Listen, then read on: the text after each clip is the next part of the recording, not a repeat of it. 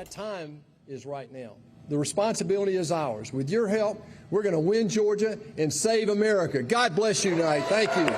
A manic Monday on the campaign trail just 3 weeks before the January 5th runoff. Senator David Perdue did a fly-around tour to kick off early voting in Georgia. He was joined by his cousin, former Governor Sonny Perdue, at Peachtree DeKalb Airport and 6 other stops. Senator Perdue's challenger, Jon Ossoff, began a busy week of campaigning with 2 stops. He was at a March to the Polls event in Gwinnett County before attending a Get Out the Vote rally outside Georgia State Stadium. Ossoff plans to be with President-elect Joe Biden tomorrow in Atlanta.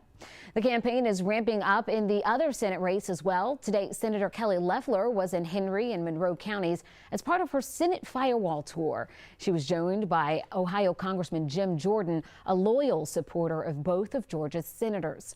The senator's opponent, though, Reverend Raphael Warnock, took advantage of the first day of early voting. He cast his ballot in southwest Atlanta and was joined by Ambassador Andrew Young. The Reverend.